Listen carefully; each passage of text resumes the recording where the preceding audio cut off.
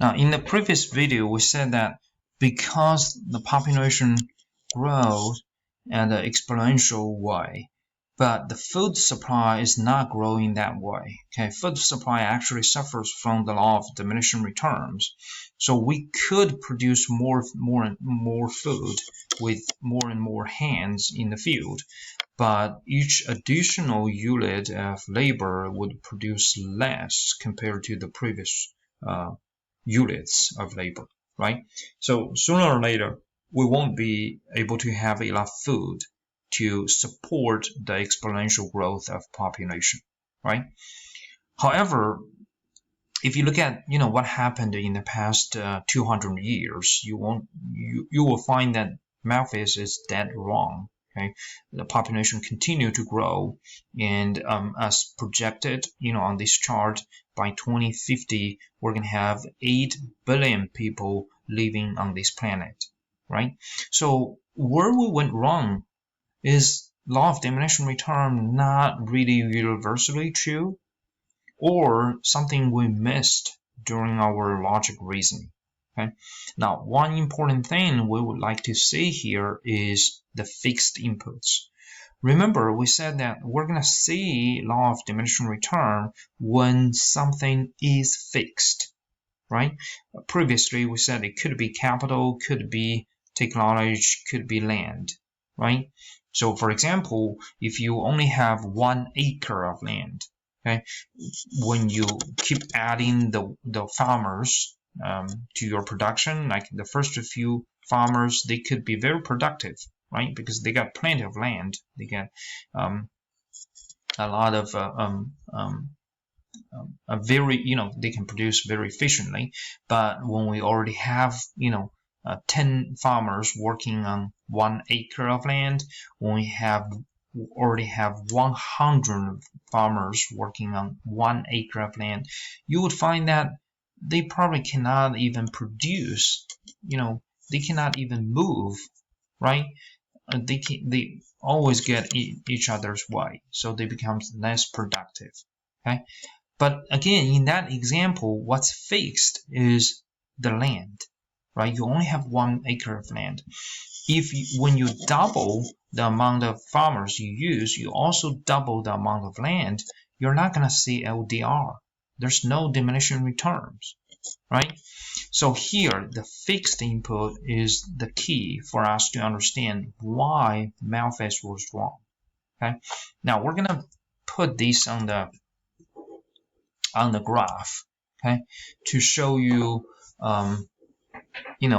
what Malthus believed to happen and why, that did not really happen. Okay, so for example, at the beginning of let's pick one point here. At the beginning of the let's see, 19th century. Okay, and if this is the point, okay, 19th century. Okay, and what Malthus believed would happen after the Industrial Revolution or after the collapse of the apprenticeship system is our food production is going to go this way. Okay, so he believed probably 20th or 21st century is going to be here. Okay, again, we just don't have enough. Let me erase that.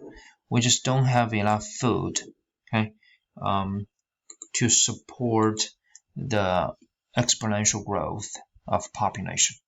Okay, however, for this movement along the TP curve to be true, okay, the movement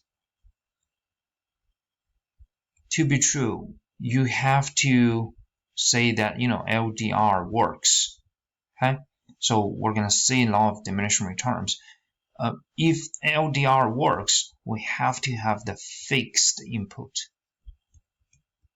right?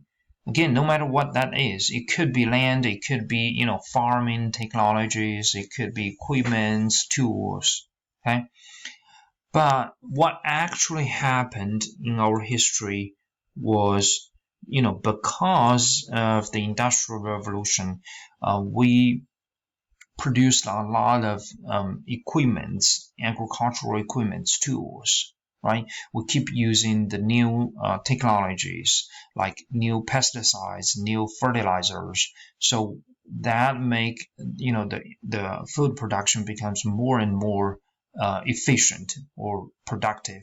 So what actually happened is, we're not really moving along the curve. Instead, because we keep changing what we thought to be fixed input, okay, we keep, making them becomes variable input. So what happens is, in our history, it's actually doing this. Okay,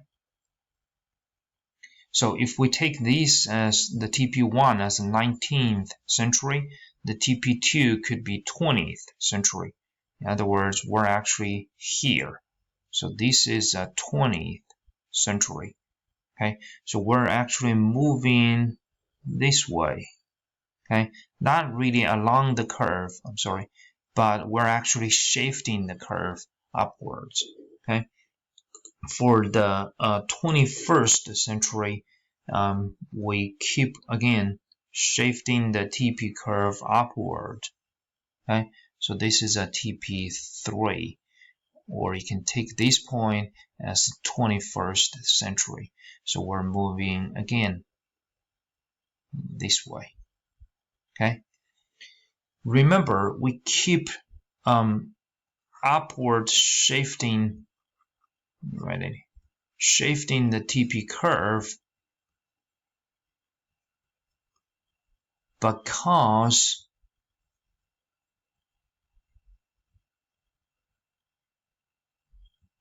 of this technological innovation.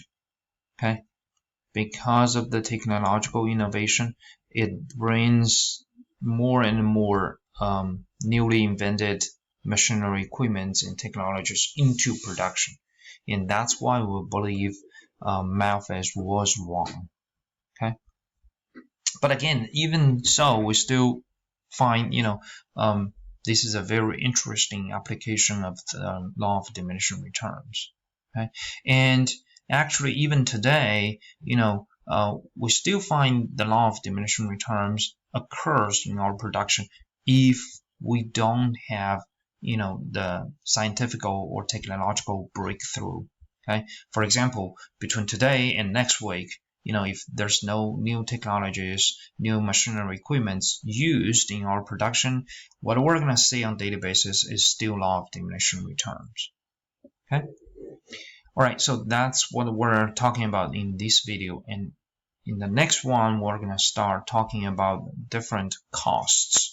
Okay, how we calculate them, how we graph them. That's a very important part of this chapter.